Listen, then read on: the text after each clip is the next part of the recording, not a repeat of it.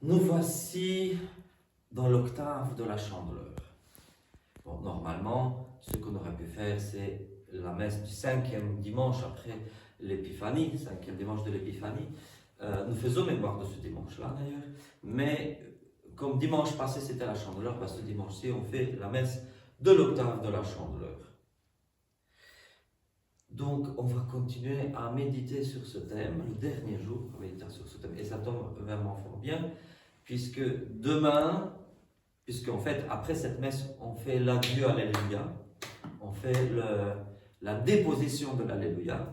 Demain, ça va être le lundi de la Septuagésime, c'est-à-dire 70 jours pile poil avant Pâques. Mais demain, c'est aussi la fête de naufrage de Saint Paul à Malte. Donc demain, nous ferons la messe du naufrage de Saint Paul à Malte, et mardi, nous ferons la messe des Ninivites. Bon. Mais aujourd'hui, encore, on est dans la joie de la Chandeleur. Alors je vais vous proposer quelques petites choses par rapport à encore cette fête de 8 jours que nous clôturons aujourd'hui. Dans la prophétie de Malachie, le prophète Malachie, comme beaucoup de prophéties de l'Ancien Testament, ne font pas la différence entre la première venue et la seconde venue du Christ, et confondent un peu les deux. Mais ce n'est pas un problème en fait. Donc, le Seigneur que vous chercherez viendra au milieu de son temple. Jésus arrive au milieu de son temple. Et qu'est-ce qui se passe ensuite? Il purifiera les enfants de Lévi. Et ensuite quoi? Ensuite, l'offrande de Juda et d'Israël sera enfin bien reçue par le Seigneur. Bon, qu'est-ce que cela veut dire? Ça veut dire que le Christ lui-même s'offert en sacrifice, pas le jour où il est entré dans son temple, mais genre 30 ans plus tard, il s'est offert à Jérusalem, sur l'autel de la croix, en sacrifice comme l'offrande pure, qui sera acceptable. Et ce sacrifice-là, le même, pas un autre, le même sacrifice de la croix, il est rendu présent pour nous à chaque messe. Donc chaque fois que nous sommes à la messe, c'est l'unique sacrifice du croix qui redevient présent à nos yeux, sous les espèces du pain et du vin, qui deviennent réellement le corps et le sang du Christ. Alors il dit aussi que le Seigneur purifiera les enfants de Lévi. Qui sont les enfants de Lévi? Vous savez, il y a en Israël 12 tribus. Et l'une des 12 tribus était la tribu de Lévi. Et donc les 12 tribus, bon finalement les autres étaient 11, mais il y a une tribu qu'on a divisée en deux, Ephraim et Manassé, qui étaient les enfants de Joseph. Donc du coup, au lieu qu'il y ait la tribu de Joseph, il y a la tribu d'Ephraim et de Manassé. Donc il reste quand même 12 tribus d'un côté qui ont reçu des terrains agricoles en partage. Mais la tribu de Lévi n'a rien reçu. Pas parce qu'on les détestait, mais parce qu'on disait ce sont les sacrificateurs du Seigneur. Le sacerdoce c'est le Seigneur. Les sacrificateurs du Seigneur. Donc du coup, eux ne reçoivent pas de terrain agricole. Pourquoi? Parce qu'il y avait le temple de Jérusalem et ils devaient vivre de l'offrande du peuple. Ils devaient vivre des sacrifices qui étaient présentés au temple et des autres offrandes alimentaires et autres que le peuple devait offrir. Et donc eux, ils vivaient un peu sur le dos du peuple. Et voilà que Jésus vient, et donc il purifiera les enfants de Lévi. Ça veut dire quoi? Dans l'Ancien Testament, seuls les enfants de Lévi, seule la tribu de Lévi, avaient le droit de servir au temple. Et à un moment donné, il y a une révolte. Il y a Corée avec ses copains qui disent « Mais enfin, pourquoi seulement les Lévites? Nous sommes tous saints. » Et ils prennent des encensoirs, et puis ils attrapent la lèpre, et puis la terre les engloutit, et tout ça. Parce que dans l'Ancien Testament, il n'y a que la tribu de Lévi qui pouvait servir au Seigneur. Mais c'est une préfiguration du fait que dans le Nouveau Testament, nous entrons tous dans, non seulement moi qui suis prêtre, mais nous tous, nous entrons dans le sacerdoce de Lévi. Nous entrons tous dans le sacerdoce de Lévi, dans le sacerdoce des Lévites. Dans quel sens? Dans le sens où nous sommes ici dans l'église de Dieu et nous sommes ici autour de l'autel. Il faut savoir que dans le temple de Jérusalem, tout le monde ne pouvait pas aller auprès de l'autel. Ici, nous sommes tous auprès de l'autel, nous sommes tous dans le sanctuaire. Souvent, on appelle sanctuaire uniquement, dans les grandes églises, uniquement la partie à côté de l'autel. Correctement, ça s'appelle le presbytère, pas le sanctuaire. Le sanctuaire, c'est toute l'église où se trouvent les fidèles, excepté le narthex. Dans le narthex et le baptistère se trouvent les catéchumènes. Eux, ils ne sont pas dans le sanctuaire. Mais une fois qu'on a franchi le narthex, c'est tout le sanctuaire. Donc tous les fidèles, donc nous entrons tous, vous entrez tous dans le sacerdoce des enfants de Lévi. D'accord? Mais alors moi, qu'est-ce que je fous là? Moi, je ne suis pas prêtre selon l'ordre de Lévi. Non, non, non. Parce que le Christ vient inaugurer un autre sacerdoce. Le sacerdoce selon l'ordre de Melchizedek. Et Melchizedek, dans l'Ancien Testament, a offert du pain et du vin à Dieu. Et le Christ, de lui préfigure le Christ, qui s'est offert lui-même en sacrifice. Et la veille de sa passion, quelques heures avant de souffrir sur la croix, il s'offre en tant que pain et vin. S'il ne s'était pas offert sur la croix, il n'aurait pas pu s'offrir sous les espèces du pain et du vin. Mais voilà, et là c'est un autre sacerdoce qui commence, le sacerdoce du Christ. Alors l'Église primitive, je m'excuse, le christianisme primitif, encore je m'excuse, le christianisme eurif, parce que ce n'était pas primitif du tout, le christianisme eurif n'utilisait pas le mot sacerdoce, le mot sacrificateur pour les ministres de culte. Dans le christianisme primitif, on hésitait un mot pour désigner l'évêque. Il y a eu plusieurs mots, je ne vais pas entrer dans des détails maintenant, mais l'évêque existait dès le début. Et l'évêque, ça a été repris sur une fonction qui existait également chez les juifs, dans certaines communautés juives. Donc l'évêque existe depuis le début, comme successeur de Pierre, comme représentant de Christ dans l'Église. Et ses collaborateurs le plus intimes qu'il délègue s'appellent prêtres. Presbyteri, en grec. Et c'est de là que vient notre mot prêtre. Et donc nous sommes prêtres. Et c'est drôle parce que le mot grec presbyteros, à la base signifiait pres, ce devant, et buo, donc celui qui marche devant les bœufs.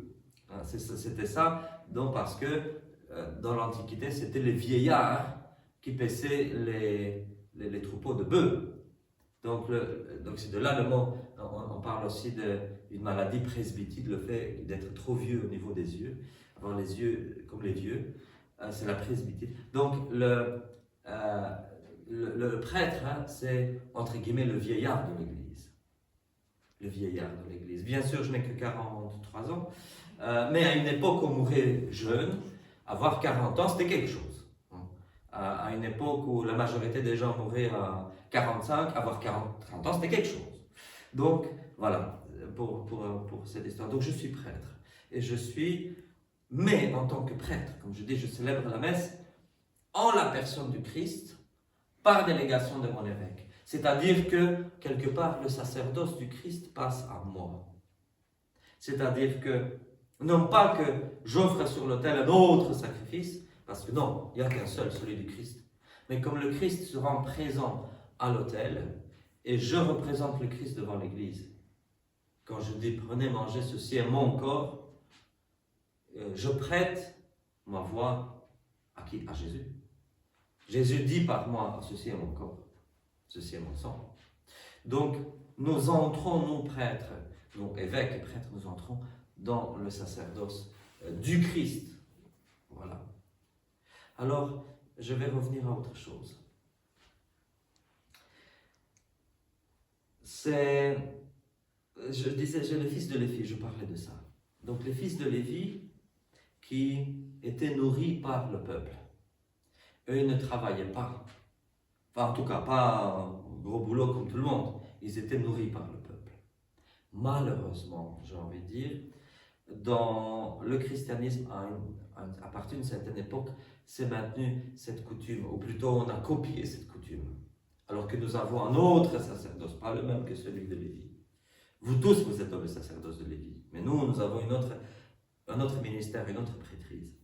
Mais, qu'est-ce qui s'est passé? Donc, dans le christianisme juif, même les évêques, même les prêtres, travaillaient. Ils avaient un travail,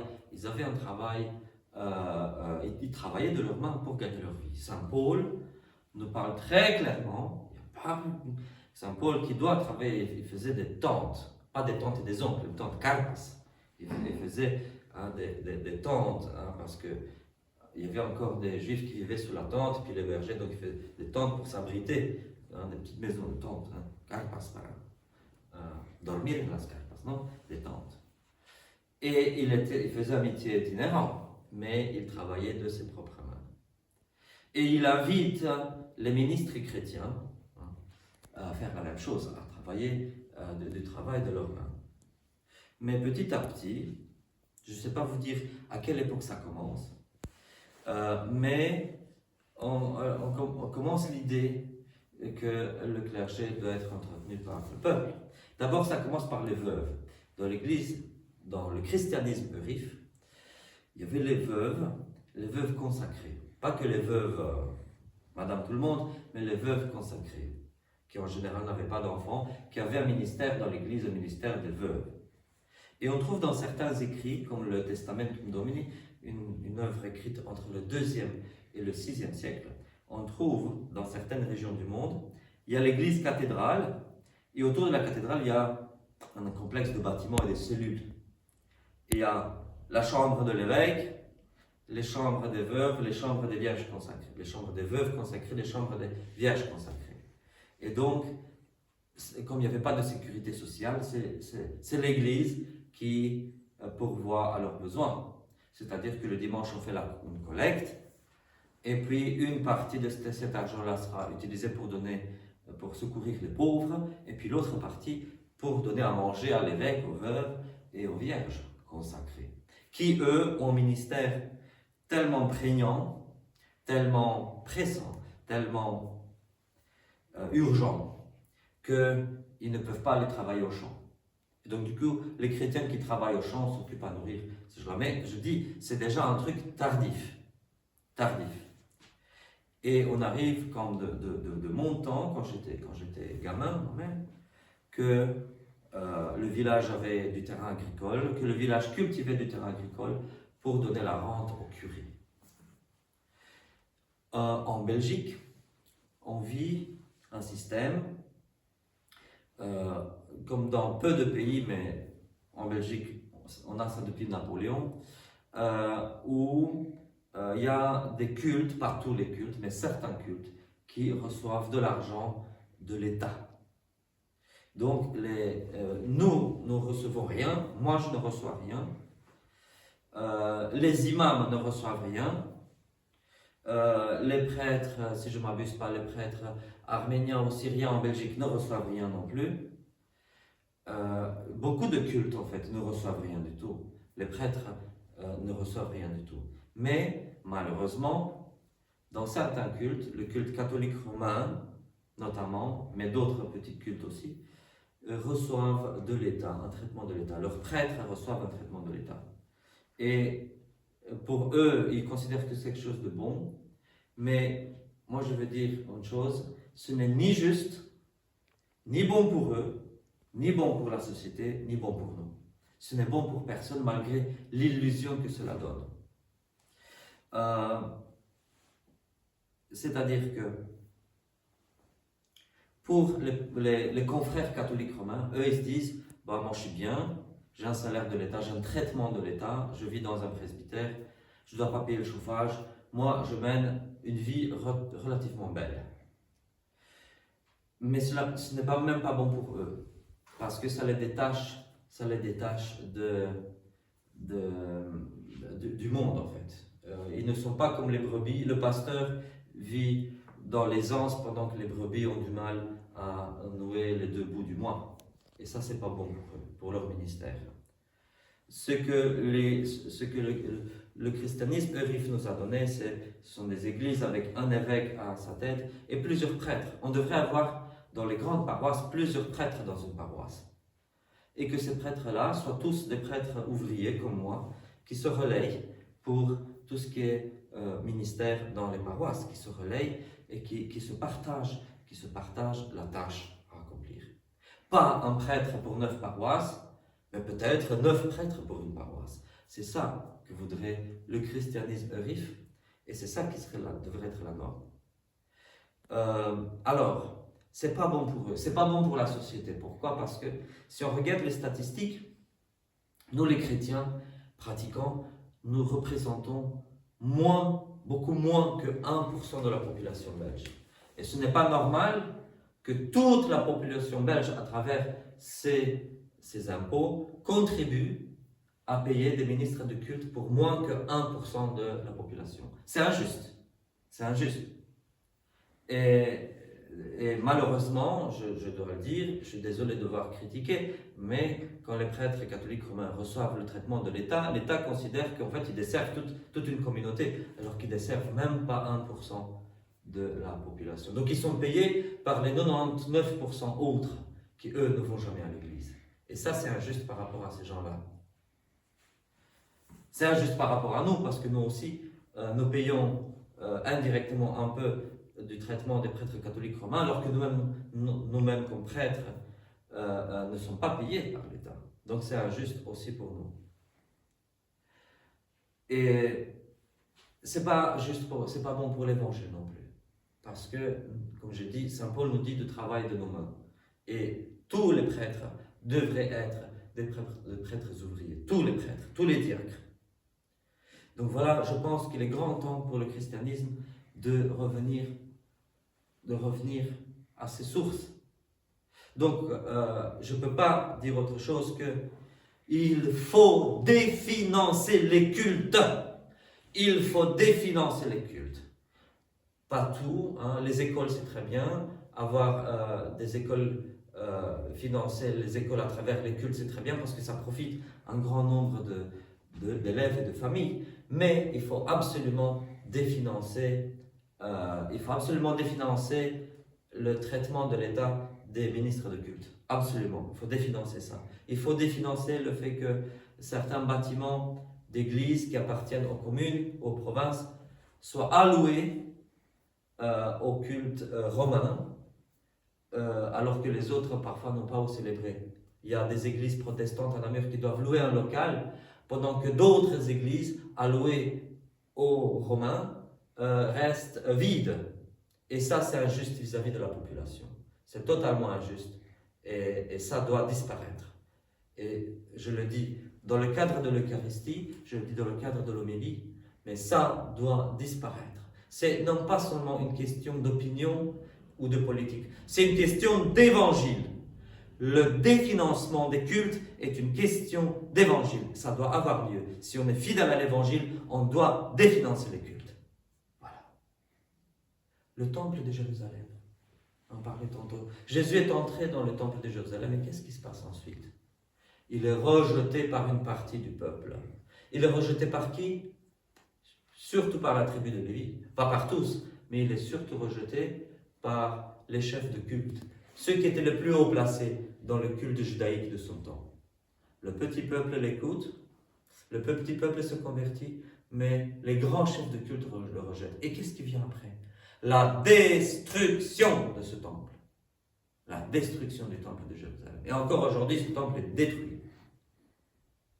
Parce que les chefs du culte n'ont pas reçu Dieu venu dans la chair. Dieu est descendu sur terre en prenant un corps humain, véritablement et sans faire semblant. Et les chefs religieux de ce temps l'ont rejeté, l'ont crucifié. Qu'est-ce qui arrive après? La désolation. Qu'est-ce qui arrive après? La destruction du temple de Jérusalem. Est-ce que c'est cela qu'on veut aussi dans nos églises?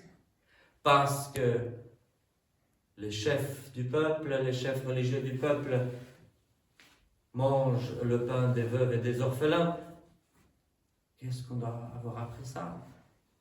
Ben, on sème, on récolte ce qu'on a semé.